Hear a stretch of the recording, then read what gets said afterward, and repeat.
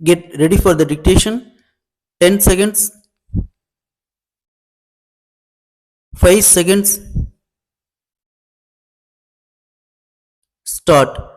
தலைவர் அவர்களே, கல்வி மானிய கோரிக்கையின் மீது என் கருத்துக்களை தெரிவித்துக் கொள்ள விரும்புகிறேன். இன்றைய தினம் நான் இந்த விவாதத்தை துவக்கி வைப்பதில் பெருமகிழ்ச்சி அடைகிறேன். சாதாரண ஏழை எளிய மக்களும் நல்ல கல்வி அறிவை பெற வேண்டுமென்று இந்த நாட்டிற்கு சுதந்திரம் வாங்கி தந்த மகாத்மா காந்தியடிகள் எண்ணினார்கள். அதற்கேற்ப பல திட்டங்களை தீட்டி கல்வித்துறையில் மறுமலர்ச்சியை ஏற்படுத்தி வரும் அரசிற்கு என்னுடைய பாராட்டுக்களை தெரிவித்துக் கொள்கிறேன். கல்வி வழங்குவது என்பது மிகவும் புனிதமான பணியாகும். சமுதாயம் நல்ல நிலைமைக்கு வளரவும் மக்கள் ஒழுக்கத்துடன் வாழவும் கல்வி வளர்ச்சி இன்றியமையாததாகும். இன்றைய சமுதாய மாற்றத்தில் படித்தவர்கள்தான் அதிகமான தவறுக்கு காரணமாக இருக்கிறார்கள் என்பதை வருத்தத்துடன் காண்கிறோம். இதற்கு காரணம் அவர்களுக்கு பண்பாடு என்பது இல்லாததுதான். இந்த நிலையை மாற்றிட சமுதாயம் நல்ல முறையில் மேம்பாடு அடைந்திட அறிவு கல்வியுடன் பண்பாட்டு கல்வியையும் வழங்க அரசு வேண்டியது நம்முடைய கடமை என்பதை குறிப்பிட விரும்புகிறேன். கல்லூரியில் தமிழ் பயிற்று மொழியாக படிக்கும் மாணவர்களுக்கு உதவித்தொகை வழங்கி வருகிறோம். இருப்பினும் அவர்கள் ஆங்கில பயிற்று மொழி வகுப்பிற்குத்தான் ஆர்வமாக செல்கிறார்கள். தமிழ் பயிற்று மொழியில் படித்த மாணவர்களுக்கு தமிழ்நாட்டில் வேலை வாய்ப்பில் இன்னும் முன்னுரிமை அளிக்கப்படுமானால் பல மாணவர்கள் தமிழ் பயிற்று மொழியில் படிக்க ஆர்வம் காட்டுவார்கள் என்பதை என்னுடைய ஆலோசனையாக தெரிவிக்க விரும்புகிறேன்.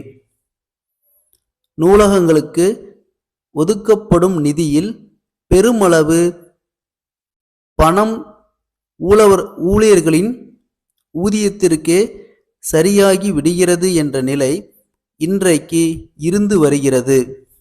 நூல்கள் வாங்குவதற்கு அதில் 10% கூட மிஞ்சுவது இல்லை. எனவே நூல்களை வாங்க அதிகமான நிதியை ஒதுக்க வேண்டுமென்று கேட்டுக்கொள்கிறேன். அத்துடன் நல்ல நூல்களை தேர்வு செய்து அவற்றை நூலகங்களுக்கு வாங்க குழு ஒன்றை நியமித்து குழுவின் பரிந்துரைப்படி நூல்களை வாங்க வேண்டுமென்று கேட்டுக்கொள்கிறேன். அத்துடன் பதிப்பாளர்கள் நிர்ணயிக்கும் விலைக்கு நூல்கள் வாங்குவதை தவிர்த்து நூல்களுக்கு அவற்றின் தரத்தின் அடிப்படையில் அரசே விலை நிர்ணயம் செய்து அதன் அடிப்படையில் நூல்களை வாங்கலாம் என்ற எனது யோசனையை தெரிவித்துக் கொள்கிறேன். அருங்காட்சியகங்கள் பல்வேறு மாவட்டங்களிலும் ஏற்படுத்தப்பட்டுள்ளன. மாணவ மாணவியர்களும் பெரியவர்களும் வெளி இடங்களிலிருந்து வந்து அவற்றை பார்வையிடும்போது உரிய விளக்கங்களை அவர்களுக்கு அளிக்க வேண்டும். இப்போது அது போன்ற நிலை இல்லாமல் இருக்கிறது.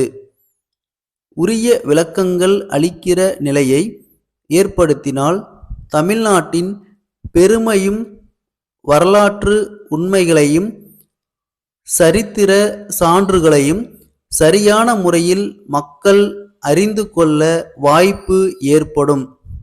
இதன் மூலம் நமது புராதன சின்னங்களின் வாயிலாக நமது நாட்டை பற்றியும் நமது பகுதியை பற்றியும் உள்ள சரித்திரத்தை வளரும்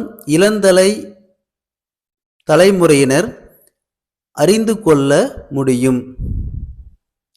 தஞ்சாவூர் அண்ணா சாலையில் உள்ள அம்பிகா நிறுவனத்தார், சென்னையில் உள்ள திருவாளர்கள் அமரன் நிறுவனத்திற்கு எழுதிய 10/1/2025 நாளிட்ட கடிதம். அன்புடையீர், வணக்கம். தங்களது கடிதம் கிடைக்கப் பெற்றோம். மிக்க நன்றி. தாங்கள் கேட்டுக்கொண்டபடி புதிய ரக அரிசி மூட்டைகளை தங்களுக்கு அனுப்பி வைக்க தயாராய் இருக்கின்றோம் என்பதை தெரிவித்து கொள்ள விரும்புகிறேன். நாங்கள் தஞ்சாவூர் மற்றும் திருவாரூர் மாவட்டங்களில் நேரடியாக சன்ன ரக நெல் கொள்முதல் செய்து அதிலிருந்து சிறந்த ரக அரிசி உற்பத்தி செய்கின்றோம். நாங்கள் இவற்றை 10 கிலோ, 25 கிலோ, 75 கிலோ மூட்டைகளாக கட்டி விற்பனைக்கு அனுப்பி வருகிறோம் என்பதை தங்களுக்கு தெரிவித்து கொள்ள விரும்புகிறோம். தாங்கள் எங்களது நீண்ட நாளைய மற்றும் தொடர் வாடிக்கையாளர் என்பதால் தங்களுக்கு 20% கழிவு வழங்க தயாராய் இருக்கிறோம். மேலும் தாங்கள் 50,000க்கு மேல் ஆர்டர் செய்தால் இலவசமாக எங்கள் வாகனத்திலேயே அரிசி மூட்டைகளை அனுப்பி வைக்கிறோம். தங்களது தேவைகளை நாங்கள் உடனே வழங்க இயலும் என்ற உறுதிமொழியையும் தெரிவிக்க கடமைப்பட்டுள்ளோம். தங்கள் ஆதரவான பதிலையும் முன்பண தொகையையும் எதிர்பார்க்கின்றோம். நன்றி. தங்கள் நம்பிக்கையுள்ள ஸ்டாப்.